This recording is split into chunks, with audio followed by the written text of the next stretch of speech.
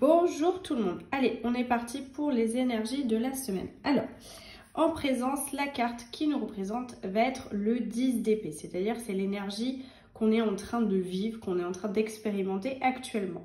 C'est une énergie, le 10 d'épée, de vérité. C'est une énergie où on est en train de faire face, en fin de compte, aux choses.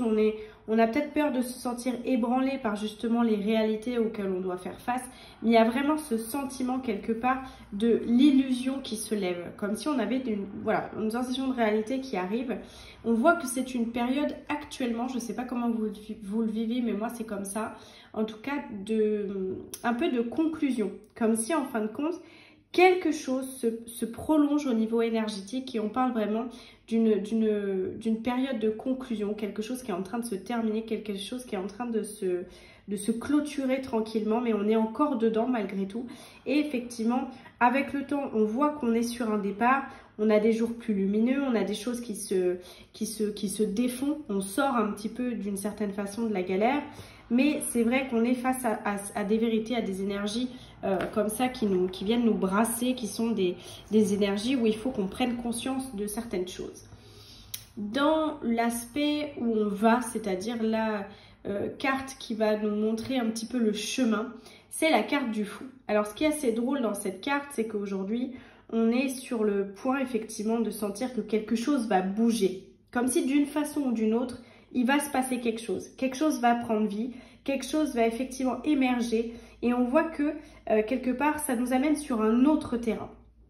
Alors, qui, que, quoi, comment, c'est ça qui est un peu compliqué puisqu'on est dans la carte du fou, c'est-à-dire le fait de faire confiance et d'aller là où, en fin de compte, l'appel de l'âme nous envoie. C'est un petit peu une sorte, finalement, de quête où on doit avoir la foi, où l'énergie va où vous la mettez. Donc, fatalement, il faut aussi prendre confiance par rapport à tout ce qui est inconnu. Vous autorisez à vivre le moment présent. Donc, on sent qu'on est en train de relâcher sur certaines difficultés, certains doutes qu'on peut avoir. Et quelque part, on voit que il y a quelque chose, il y a un cadeau qui va émerger, qui nous appelle par rapport à ça. Mais c'est vrai qu'on n'en connaît pas encore la couleur, donc ça peut être inquiétant. Et d'ailleurs, on le voit dans l'énergie qui peut nous aider. On est dans la 9 de bâton. La 9 de bâton, elle nous parle du fait qu'on se rapproche d'un succès. C'est-à-dire qu'on peut se sentir déstabilisé parce que les choses ne se passent pas aussi vite qu'on aurait espéré. Ce n'est pas un échec en soi, c'est ce qu'on vous dit dans cette carte. Mais par contre, il faut quand même s'armer de ténacité pour se dire, ok, là, on franchit ici et maintenant une nouvelle étape.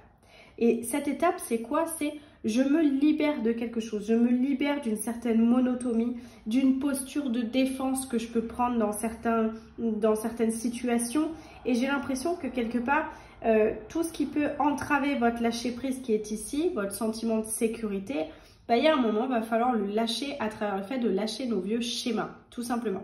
Et c'est la carte qui va nous aider pour passer d'un moment de difficulté où on va vers un petit peu plus de lumière, etc. Et on le voit, on est en train de quitter quelque chose pour aller vers autre chose. Mais vous le voyez, elle monte une dune et finalement, on sait ce qu'il peut y avoir derrière, mais on n'est pas sûr.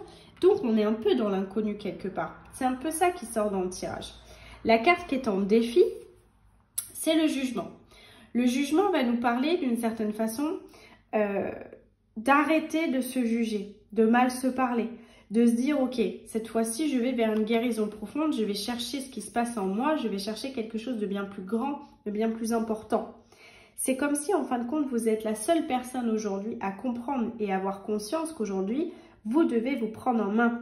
C'est vous soulager, c'est protéger votre énergie, c'est répondre à vos besoins réels, c'est vraiment vous exprimer tel que vous êtes. C'est aujourd'hui comme si, en fin de compte, vous avez un appel de votre être intérieur à dire, ok, prends soin de moi. Mais pas les prends soin de moi comme j'entends les gens dire, ouais, ça va, t'inquiète, t'inquiète. Non, non, vraiment prendre soin de soi physiquement, émotionnellement, moralement. Prendre soin de soi, mais aussi dans les relations qu'on vit. Et c'est aussi ça qui sort finalement dans la vie sentimentale et la vie relationnelle. Le 4 de Pentacle nous parle qu'on est en train de bâtir pièce par pièce nos relations pour atteindre un certain palier de stabilité. C'est honorable, il n'y a pas de souci, c'est chouette. Par contre, moi ce que je vois là, c'est il y a peut-être un sentiment où en fin de compte on en veut plus et c'est normal, c'est ok. Mais pour en avoir plus, il faut aussi vibrer l'énergie de l'amour, vibrer l'énergie du pardon, vibrer l'énergie justement de l'empathie. Et pas juste comme ça la quémander pour en avoir plus. On est dans cet état-là. Et aujourd'hui, j'ai envie de vous dire, avec cette carte qui sort dans la vie relationnelle, sentimentale, comportez-vous avec les autres comme vous aimeriez que les autres se comportent avec vous. Mais vraiment, en prenant soin d'eux, en étant, comme je vous dis, dans la compassion. C'est vraiment tout ça qui ressort parce que vous allez voir un changement à partir de là. Un changement dans vos relations, dans les connexions interpersonnelles. Et ce qui va se sentir à l'intérieur va se ressentir à l'extérieur. De fait, on arrive tranquillement sur la carte du professionnel, l'as de coupe. L'as de coupe, il va nous parler vraiment, vous le voyez, des choses qui sont dans le cœur, qui sont vraiment dans l'émotionnel.